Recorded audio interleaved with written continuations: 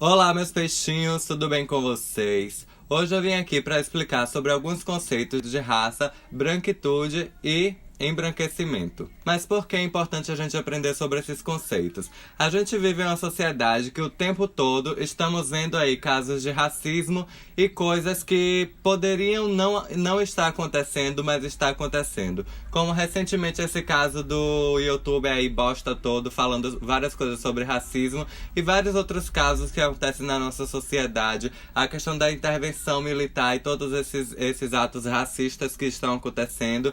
E muita coisa que se a gente for listar aqui não dá regra, porque eu não sei nem hoje os dados atualizados de quantos jovens negros morrem por dia para poder estar aqui falando com vocês, porque as coisas aumentam tão rápido que eu não consigo nem acompanhar. Nada mais justo do que a gente que se empodere, que tenta lutar contra essas coisas, contra o racismo, saber sobre alguns conceitos que pode ajudar a gente como funciona esse sistema opressor e por que aquilo que a gente sabe que é racismo muitas outras pessoas não conseguem enxergar e dizem que é mimimi. Exatamente pelo fato de existirem coisas que a gente não aprende na escola, que a gente não aprende no nosso dia a dia e que a gente dificilmente ouve falar. Mas então vamos começar com raça. Raça foi um conceito criado com a ideia de categorizar as pessoas. Mas por que, Jean? Por que fizeram isso?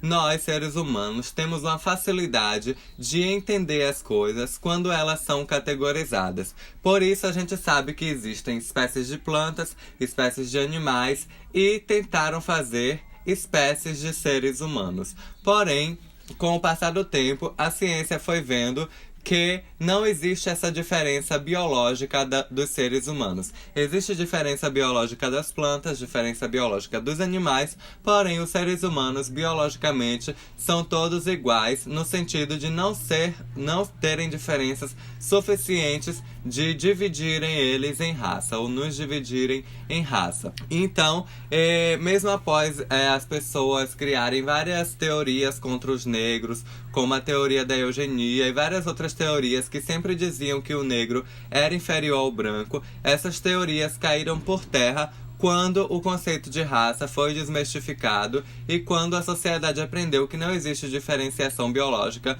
no ser humano. Porém, esses conceitos todos e essas teorias todas racistas que foram criadas no decorrer do tempo, com base nessa teoria de raça, foi ficando no inconsciente das pessoas e foi se perpetuando ao ponto das pessoas fazerem miséria, acreditando que os negros eram inferiores a elas, e isso dava a possibilidade delas fazerem o que quisessem com a população negra, como teve o tempo de escravatura, escravidão, as questões sociais de até hoje, das pessoas acharem que negros são inferiores e que negros não são capazes de fazer coisas que os brancos fazem. E aí, vocês devem estar se perguntando, mas se o conceito de raça foi algo tão prejudicial, por que é que se mantém até hoje?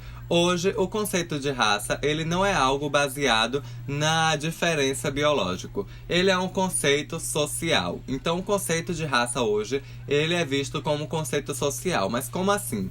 A gente sabe que não existem diferenças biológicas entre brancos e negros, porém, existem diferenças sociais entre brancos e negros. Por isso que existe esse conceito de raça que é visto socialmente, onde o branco, ele sempre tem mais privilégios na sociedade, ele sempre tem acesso a um emprego melhor, a uma educação melhor e uma saúde melhor. E o negro, ele tem sempre um acesso inferiorizado a todas essas coisas, o que torna essa diferença social entre o negro e o branco. E entendendo essa questão da raça e dessa diferença de raça socialmente, a gente começa a se empoderar e lutar pelos nossos direitos e ver que existe um racismo sim aí nessa relação social, já que a única diferença entre uma boa qualidade de educação e um bom acesso à saúde e um bom emprego é a questão racial, porque brancos conseguem isso e os negros não conseguem. Isso faz com que o governo crie políticas públicas para que os negros possam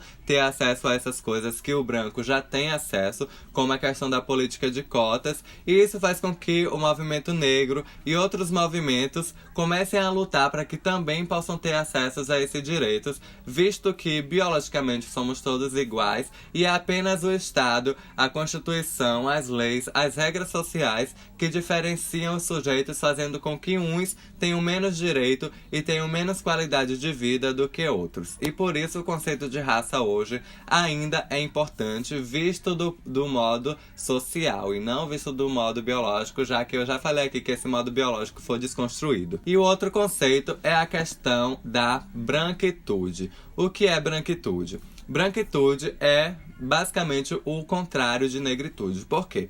Negritude a gente já sabe que é um conceito que fala sobre a cultura negra, o modo dos negros se comportarem, as crenças, toda essa coisa que cerca a vida do negro. A cultura, crença, linguagem, todas essas coisas. E a branquitude fala sobre essa questão de como o branco criou a sua cultura, criou a sua forma de estar no mundo após o processo de escravatura e após esse processo de superiorização e de dominação da população negra. Ou seja, a população negra criou uma estratégia, criou um modo de vida após esse período de escravidão e esse período de dominação, que hoje é visto como processo de negritude, que seja através da beleza, das lutas, de música, de todas essas coisas, se constrói a negritude, da crença, da religião e etc.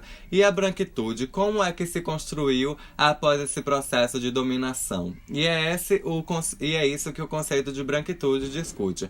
Mas por que, Jean, é importante discutir essa questão? Porque não adianta querer combater o racismo se você vê apenas como a população negra lidar com isso, quando a população branca, que é a população que mantém esse racismo até hoje, não é estudada e não é vista no sentido de descobrir por que essa população mantém esse racismo, por que essa população se favorece tanto dessa questão da desigualdade racial e o que é que faz com que essa população se mantenha nesse meio de poder e de dominação até hoje. Então a branquitude ela vai estudar tudo isso e vai fazer com que aos poucos a gente vá desconstruindo essa questão dessa cultura que foi criada pelos brancos, dessa questão do acesso que foi dado aos brancos após esse processo de dominação. Então a branquitude ele é um conceito que vai estudar o modo de vida do branco após esse processo de escravidão, tendo em vista essa visão da branquitude mesmo, essa visão branca de dominação dos negros, mesmo após toda essa desconstrução de raça e mesmo após toda essa intervenção social e política para a desconstrução dessa desigualdade social. O último conceito que nós vamos ver aqui é o conceito de embranquecimento ou branqueamento. Eu tenho medo de estar errando o conceito, mas se eu não me engano são a mesma coisa, tanto embranquecimento como branqueamento. E o que seria isso? Embranquecimento é uma ideia criada onde o negro que mais se parece com o branco, ele é um negro mais aceito e é um negro que tem mais oportunidades e mais privilégios. Em qual sentido, Jean? A gente discute sempre essa questão de pardos serem negros e o fato do pardo ter mais privilégios do que o negro e o fato do pardo não sofrer tanto racismo quanto o negro. Como assim? Essa questão do embranquecimento favorece com que eu, mesmo sendo negro, tenha mais privilégios pelo fato de eu me aproximar mais do padrão branco, pelo fato de eu ter uma pele clara, pelo fato de eu ter os olhos castanhos, que são os olhos mais claros. Isso faz com que eu me aproxime mais do padrão branco e com isso eu seja mais aceito, eu tenha mais acesso, eu tenha mais direito, eu tenha, querendo ou não, uma vida melhor do que uma vida de um negro retinto, que ele tem mais aquela coisa mesmo da população negra, sabe? O cabelo bem mais crespo, o olho preto e a pele bem escura mesmo. Então, é essa a ideia do embranquecimento e do branqueamento. E como é que a população negra lidar com isso? Muita gente já discutiu aqui no canal sobre a questão do cabelo crespo, que durante muito tempo, pelo fato da população negra sofrer com essa questão do branqueamento e do embranquecimento, tende a alisar o seu cabelo para poder ser mais aceita. Ou seja, se eu tenho um cabelo que é um cabelo da população branca, eu já me torno um pouquinho mais aceita porque eu já estou um pouquinho mais próximo dessa população. Então eu estou passando por um processo de embranquecimento. Se eu visto roupas que são roupas vindas da cultura branca, então eu também já estou me aproximando mais dessa cultura branca. Se eu dialogo, se eu falo e se eu comungo com as ideias e com as opiniões da população branca, rica de direita, eu estou me aproximando mais desse embranquecimento e eu estou parecendo cada vez mais com a população branca, logo eu estou sendo mais aceito. Porém, gente, esse não é o caminho certo. O caminho não é querer transformar todos os negros em o mais próximo de branco que conseguir, porque a gente vai continuar valorizando uma cultura,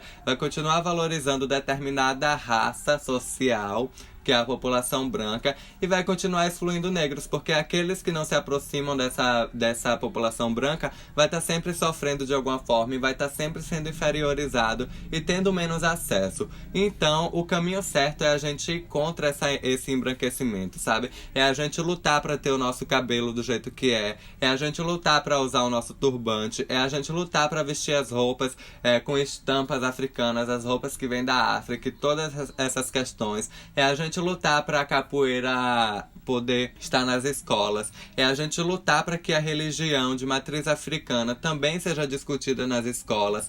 É a gente lutar para que todas essas mudanças, todas essas questões do negro que foi excluída, possa estar presente na sociedade e possa ser valorizada. Porque não adianta a gente querer caminhar todo mundo para a cultura branca, porque a cultura negra vai ser sempre excluída, nunca vai ser valorizada e a gente nunca vai mudar nada. Então, não vamos lutar apenas por questões de beleza, vamos lutar por questões de utilidade pública também, como políticas públicas, como leis que incentivem a questão da valorização da cultura negra na escola, porque a escola é o espaço onde a gente se constrói como sujeito, como humano, e se lá a gente não aprende, a gente vai se tornar um adulto com a cabeça muito fechada, e daqui que a faculdade, daqui que as pessoas consigam abrir essa mente, vai dar muito mais trabalho e essa pessoa já vai estar no processo totalmente diferente, e que seria diferente se na escola já fosse trabalhadas essas questões, se na escola as pessoas, principalmente o pessoal negro, já tivesse se empoderado de todas essas questões raciais.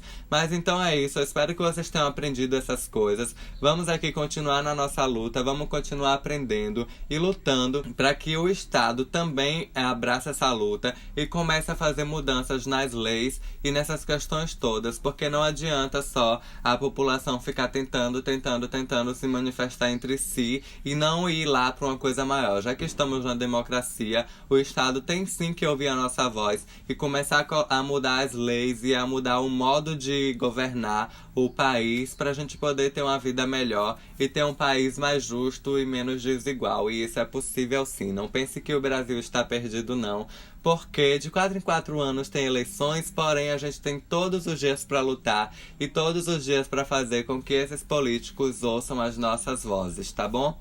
Um beijo no coração de vocês, eu espero que vocês tenham gostado do vídeo. Se gostaram, cliquem em gostei, compartilhem com os amigos de vocês. E é isso aí, fui e até o próximo vídeo.